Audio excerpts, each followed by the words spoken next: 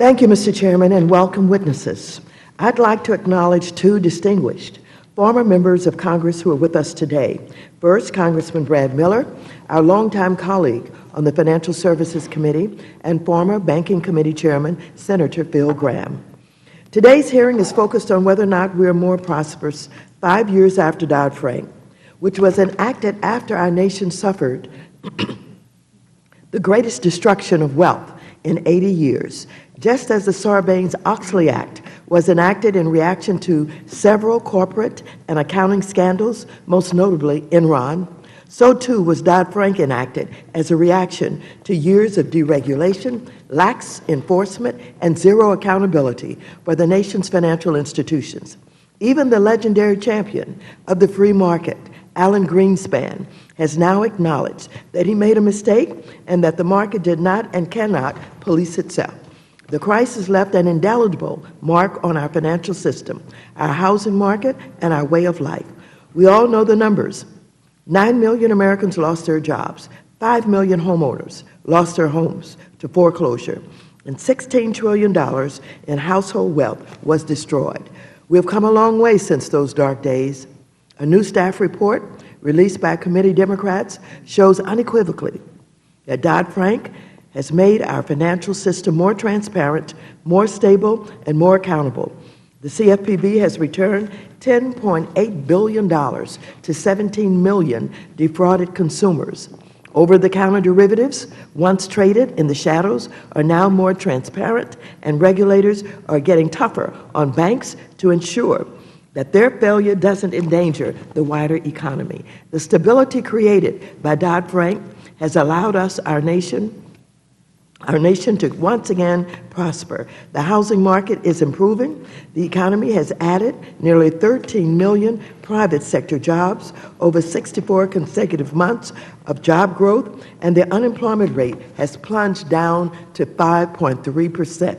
Moreover, the average 401k balance reached a record high last year, and the S&P 500 has risen by more than 250% since February 2009. So we are more prosperous, but there is much more work to be done.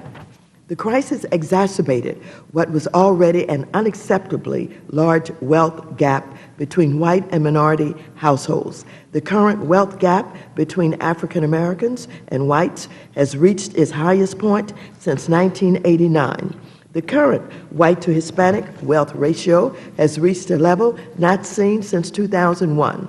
We need to make sure that it's not just Wall Street bankers who are becoming more prosperous, but also the millions of Americans who are worried about a roof over their head, worried about getting a job that pays a living wage, and worried about being able to afford the high cost of college. Let me be clear. Recent history demonstrates that deregulation of our largest financial institutions, coupled with systemic disinvestment from low-income, middle-class, and minority neighborhoods, is no way to ensure that prosperity is widely shared. In fact, later today, we will mark up 14 proposals, which in many cases loosen the rules for large banks whose prosperity doesn't need any more assistance from this committee. Instead, we should be focusing on the residents of public housing, the cities and towns still devastated from the foreclosure crisis, and the community banks and credit unions that need relief. Finally, Senator Gramm, you are the namesake of the so-called Gramm-Leach-Bliley Act, which you don't mention in your testimony, but which turned our nation's biggest banks into mega banks and dramatically intensified the effects of the crisis.